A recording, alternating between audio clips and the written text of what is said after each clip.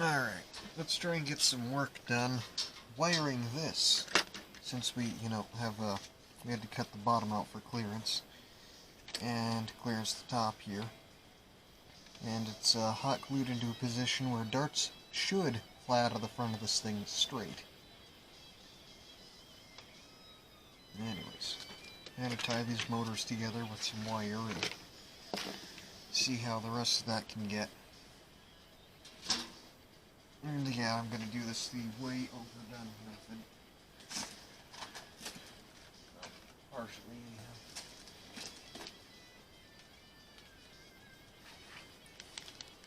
Yeah, usual ingredients: heat shrink, paste, soldering flux, flux core wire, high ting content for maximum capillary action, and our wire of choice, which in this case is PVC insulated, regular grade 18 gauge wire. And since it's the furthest forward, we'll start with the black.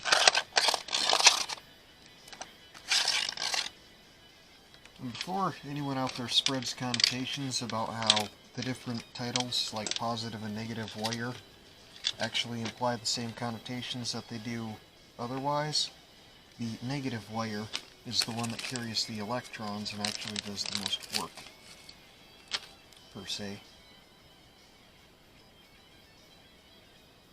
You know, if this were a car, it'd be the ground wire.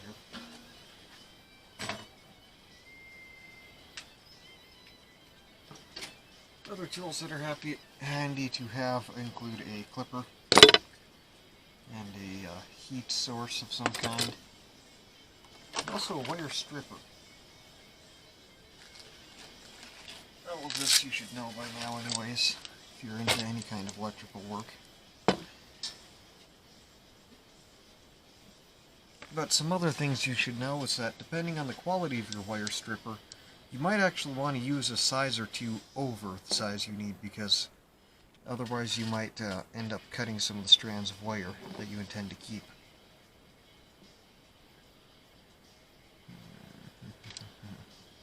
Yep, that's how I want to do this.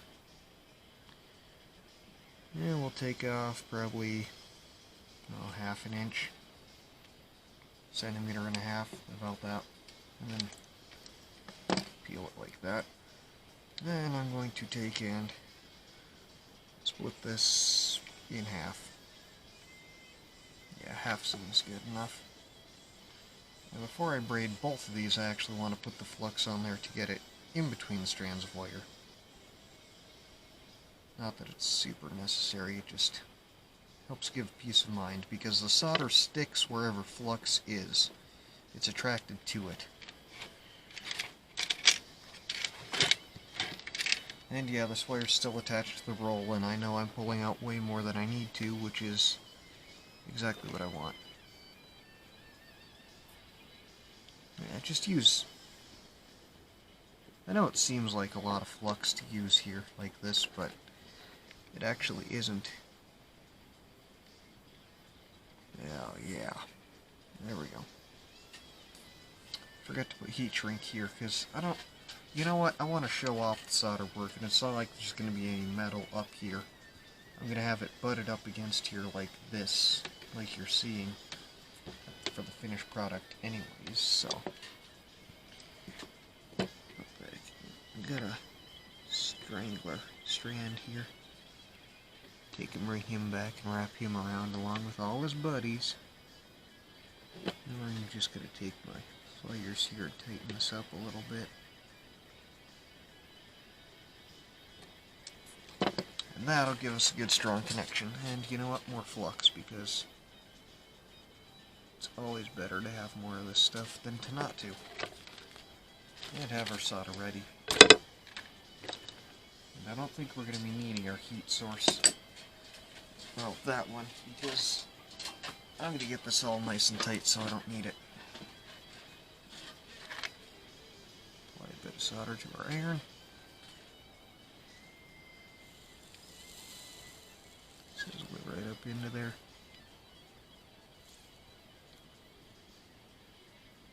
Get the flux to start down the lead a little bit, if it will. just a little bit of melting the... Yeah. And I have a proper thing for putting that soldering iron in down underneath here. And then, making sure not to clip off the actual brass lead that we're trying to keep, we take and cut that end off. And we have a super strong connection that takes a ton of work to break down. We have it mechanically and chemically adhered here, basically. Super tight, super strong, not going anywhere pretty much ever. Let's pull some of the slack back. I don't think we... Well, not yet, actually. Let's...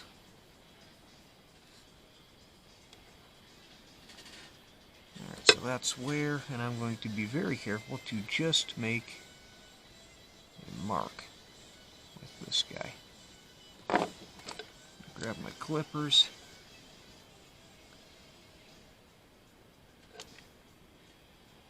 And turn the clippers, trying to hold the wire still, and just break the casing around it.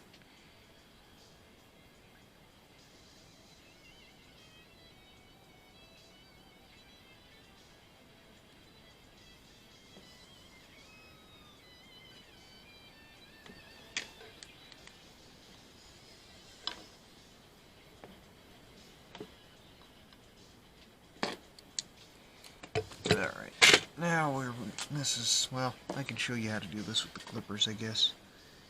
You just want to take and cut the insulation away from the wire. So make a small mark to get it to pop up, and just cut a seam right down the insulation. This can also be done with a pocket knife, but this is a lot safer and easier to control. Ends up with less unnecessarily cut wires and fingers. Or I should say, it helps you avoid unnecessarily cut fingers, whereas using a knife could get you to end up with less fingers, potentially, if something goes horribly wrong. Now I just want to take and make a division in this wire, making sure not to use the clippers in a way which will cause them to break. Or cause it to break the wires. Which is what I like having a tiny pair of needle nose for, actually, is this part. Now we're going to take roughly a third of these wires, split them off to one side. It doesn't need to be exactly a third, it's not like you need to go about counting them or anything. And that third of wires should be in the middle, and you're going to want to take that third of wires and clip them off. And then straighten them out into a group together. Apply flux. Twist them together as best you can. And take and bend it into a hook shape. Try to maintain that those strands stay twisted together. And apply them to your lead. Press down, take and hook them back up.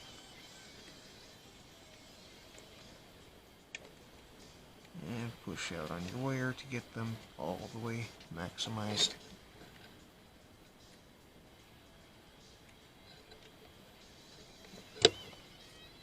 Apply flux.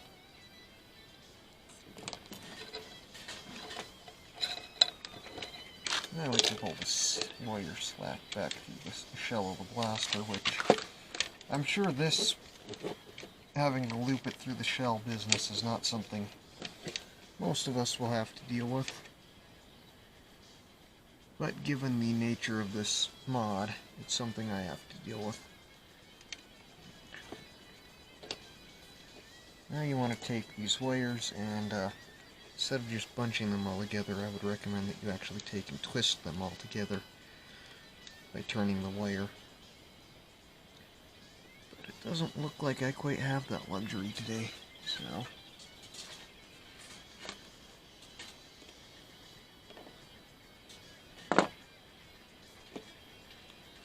just bunched up will be plenty strong enough, I suppose.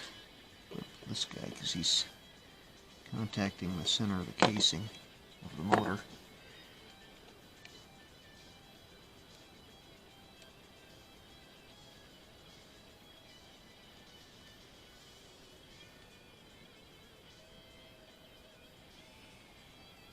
See, the fact that some of these stragglers are trying to touch the casing of the motor is why you would normally want to have heat shrink involved. I'm going to set that at a 90 as best I can before I solder it. I know that'll be a pain to do after I solder it. Plus it'll undermine the security of the solder joint if I did it that way.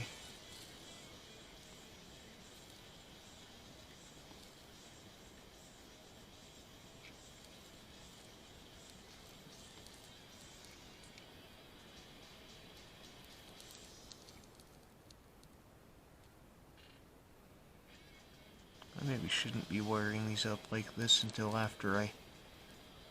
Oh well. I was going to say I want to test this because these are Valkyrie motors, and with the crush of these flywheels, that might be too much for these guys to handle. However, I think I could remedy that by just putting in lower crush flywheels later. And whenever or wherever I decide to take this wire out, I should definitely bring some heat shrink here. In fact, maybe I should do that just now.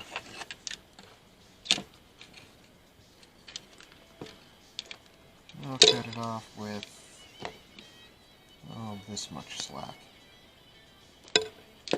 That's plenty of slack. I mean, it's way longer than the blaster, so... Plenty of heat shrink. And the heat shrink down the line.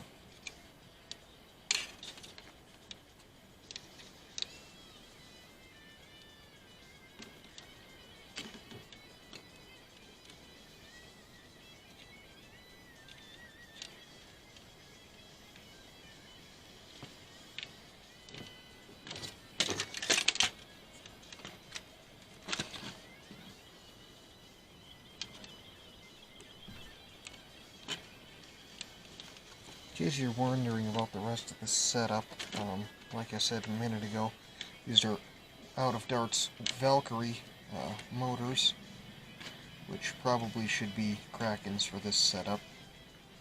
And I did just order Krakens earlier today. This is what I have on hand. So,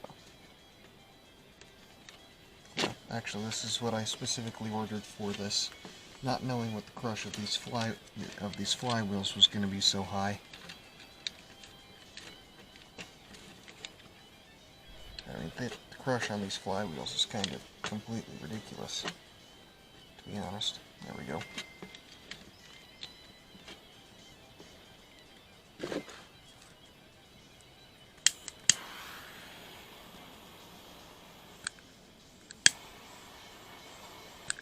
And that's enough, because this guy makes way more heat than you would ever need for a project like this. There we go.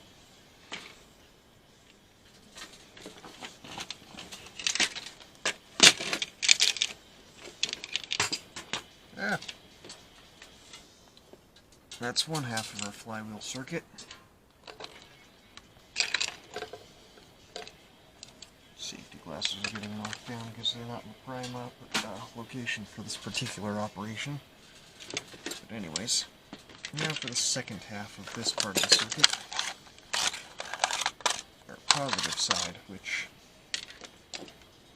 again, like I stated earlier, the way this positive and negative work goes is the early physicists who discovered and studied electricity I guess sort of just kind of randomly came up with the titles of positive and negative for electrical current. And anyways, what's going on is with electricity is the subatomic particle called electrons. They like to move around and flow between things. They're party particles. They're very adventurous. And say like one of these strands of copper wire, each of the atoms that are in that wire, they're sharing their electrons around with each other. And electricity, it just uses the flow of electrons from one place to another to get yourself a form of energy to transfer power.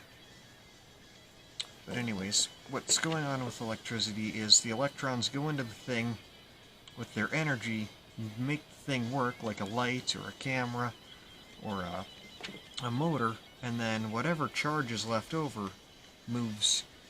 The current comes in through your negative wire, does the work, and then whatever juice is left over returns to the source via your positive wire, which has a higher positive charge because the electrons have moved out the other way. More or less. That's my understanding of how it works.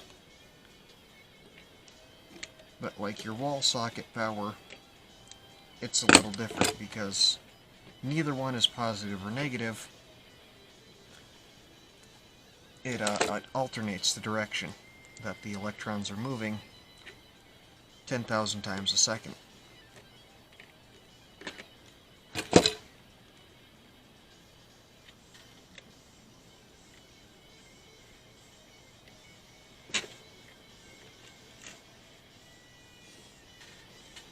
Yep.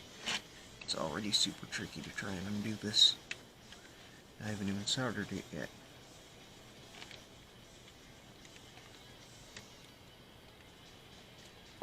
So now, since I haven't soldered it yet, I'll just start all the way over.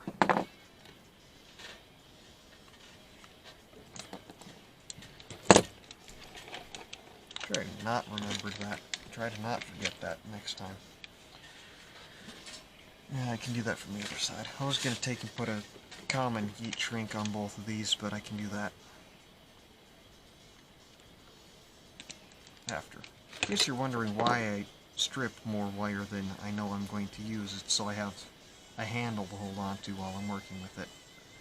Basically, you need enough length of wire to hang on to pull through things and whatnot. This wire looks almost dirty. Like that it's already corroded. Which is not a pleasing thing, that's for sure.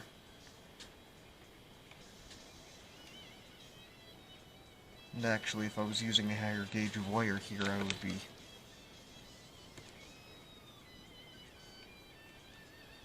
splitting these into 3 strands. But I'm not, so I won't.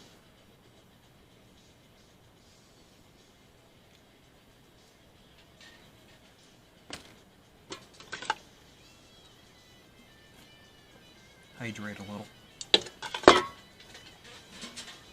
I did it. Wait, what? It was through there, and then it wasn't. Is someone messing with me?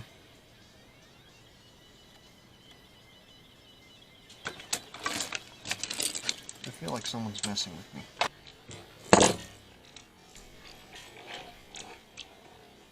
Try to not remember that. Try to not forget that.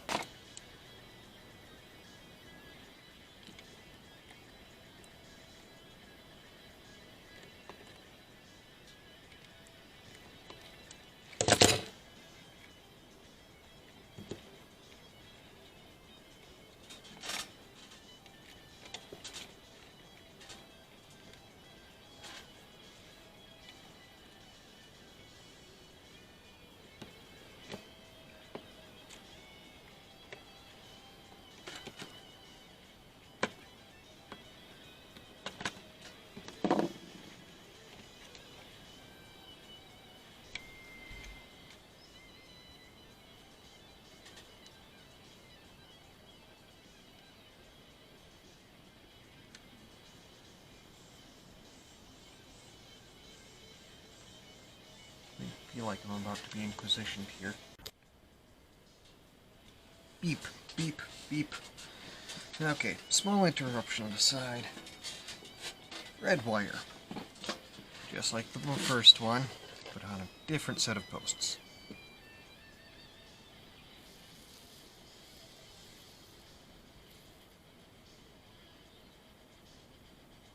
Ah. Yep.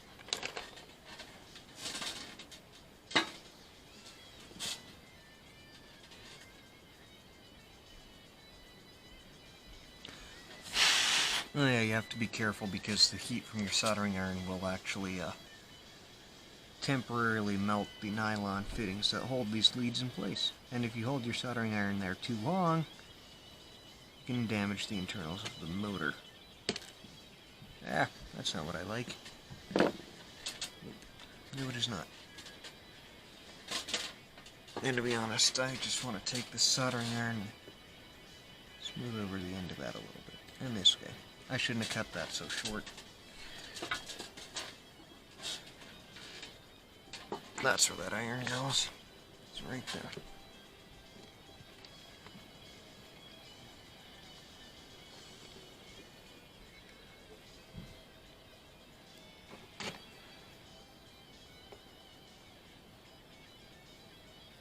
And just make a mark.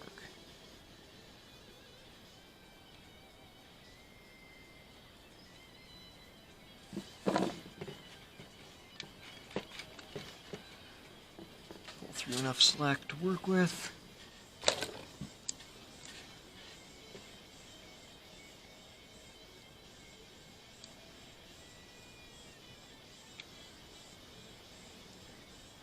Perfect.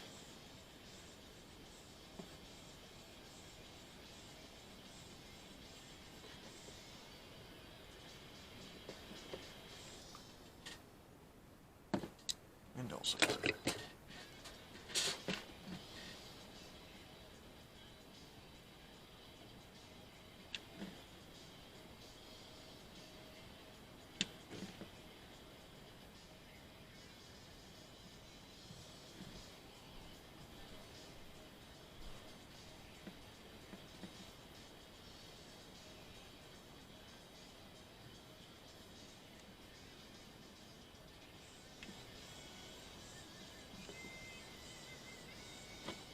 Ah, no, stop it.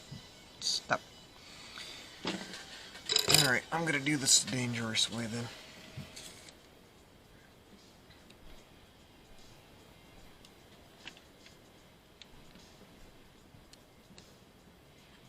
If this blaster would decide to sit still, it wouldn't be so dangerous.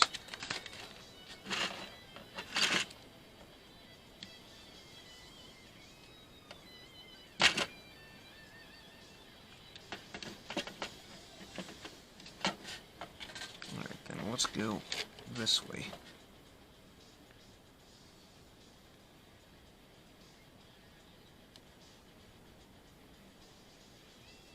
And this is a process you do not need or want to rush. Because that's where the loss of fingers comes from.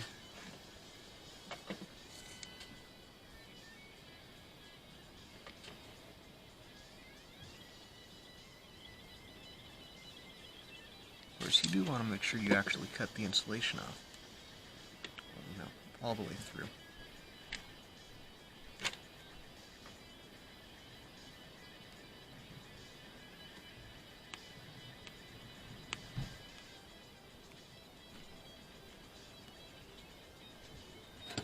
And of course, we didn't strip that all the way, so our handy little side cutters will take care of that. These wires, strands are not on the side we want them on. Throw that away.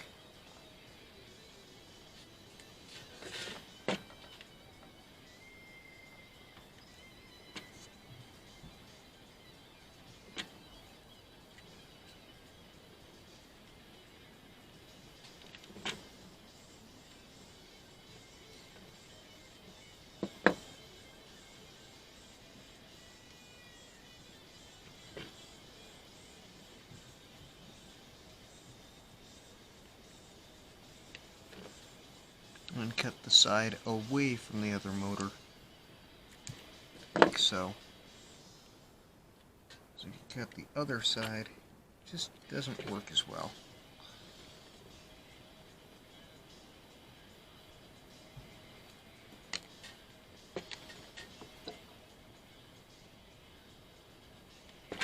And like before, we want to twist these guys together fairly tightly. And put a nice hook in there. Take and lay it through there. Push down. Get up. At this point, I'm going to measure out pretty much as much red wire as we have black wire.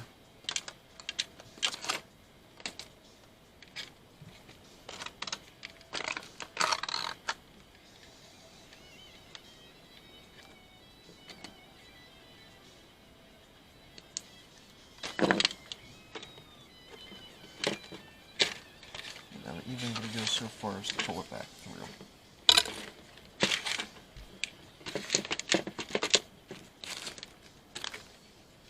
I really want to properly twist these guys together.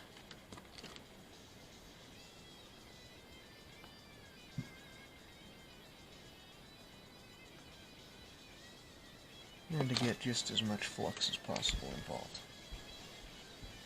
Close up that seam, wrap our middle lead around under, and just start twisting.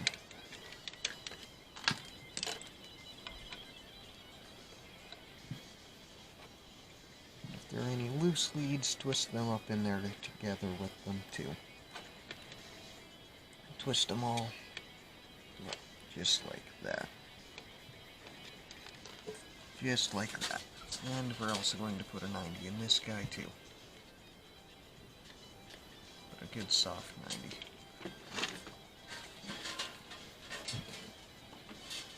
And now we're ready for that good solder. Without wood chips in there.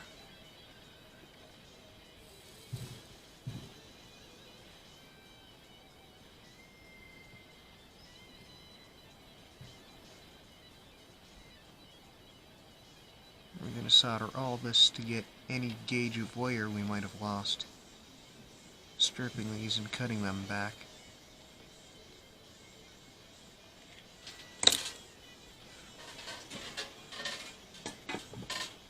At that point you could, should probably even, turn off your soldering iron, put off a little heat shrink, send it down the line.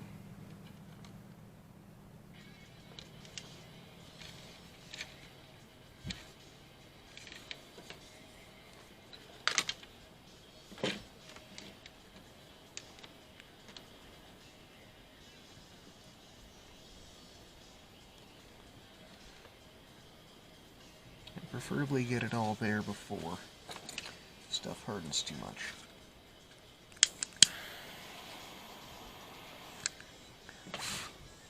Clean that up quick with my fingernail before it sets in too much.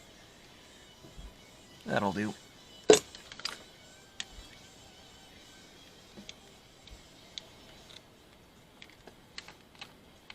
And basically the point of this heat shrink isn't to cover all exposed contact points, but rather just the ones that are likely problem points.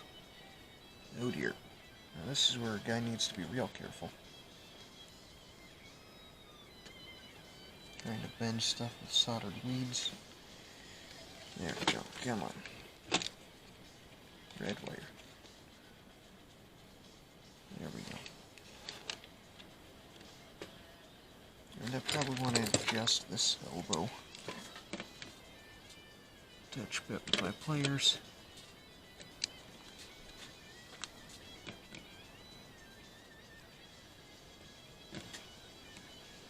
You can crush this 90 a little bit so that it's a little more round and smooth like your black wire one is. So that's pretty much it.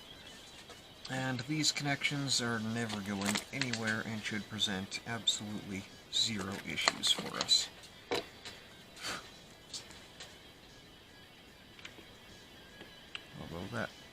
charred, burnt area there bothers me, so I'm going to keep picking at it. I might even hit that with some sandpaper, but anyhow, we can address these a little bit, make them look pretty. There we go. They're good low profile contacts, but still have the full gauge, and then some of the wire used. Then we'll just take and route these guys in here and have ourselves a good old time with this flywheeled perforator. So it'll still be all reverse plunger and stock and basic in this area, but once that dart hits these guys here, it'll be flying. I guess I should explain this setup. Again, Valkyrie motors, as we know, and electricity that works the way electricity does. And these are the worker upgrade Hurricane flywheels in a foam blast